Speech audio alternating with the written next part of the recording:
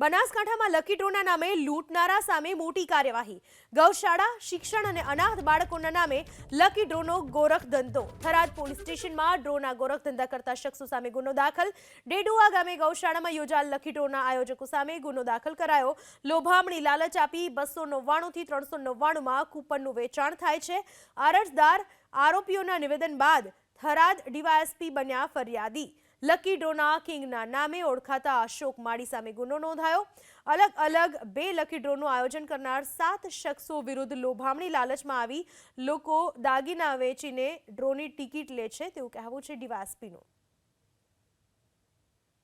આ લકી ડ્રોના નામે આયોજકો પોતે કરોડપતિ થવા માટે કરી અને શોર્ટકટમાં કરોડપતિ બનવા માટે લોકોને ગુમરાહ કરી અને લાખો ટિકિટો વેચી અને પોતે કરોડપતિ બની રહ્યા છે।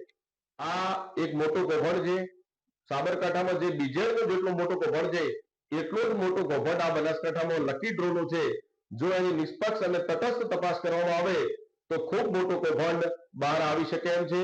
ખૂબ ગરીબ અને નિર્દોષ લોકોના લાલચમાં આવીને એ લોકોએ પૈસા રોક્યા છે અને એમના પૈસાથી આ ડ્રો આયોજકો કરોડપતિ થઈ ગયા છે। અમે આવા જે ડ્રો કરવાવાળા વ્યક્તિઓ છે એની વિરુદ્ધ પણ કાયદેસર પગલાં લેવાના છીએ, જેથી કરીને ભવિષ્યમાં એવું પણ બની શકે કે તમારા જે રોકેલા નાણાં છે એનો ડ્રો થાય જ નહીં, કારણ કે અમે એને ડ્રો પહેલાં જ એની વિરુદ્ધ એક્શન લેવાના છીએ। એટલે આમાં જેટલા હશે, જે એજન્ટો હશે, છેક નાનામાં છેવાડાના એજન્ટ સુધી અમે જશું અને એની વિરુદ્ધ કડક પગલાં લેશું અને પાછા પણ અમે કરવાનું વિચારી રહ્યા છીએ, કારણ કે આ તો ખૂબ થાય છે અને કરોડો રૂપિયાના લોકોના કરોડો રૂપિયા પોતે આવી રીતે અનાથ બાળકોના નામે અને ગૌચરાના નામે પોતે લઈ જાય છે। અને નજીકના દિવસોમાં બનાસકાંઠામાં જેટલા પણ આવા ગેરકાયદેસર લકી ડ્રો કરતા હશે એના વિરુદ્ધ કડક પગલાં લેવામાં આવશે।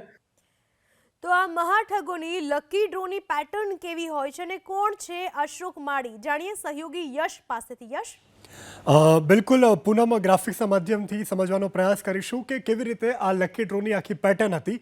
99, 199, 299, 399 આ જેવી રકમ છે તેની લાખોની સંખ્યામાં કૂપન છાપવામાં આવે છે।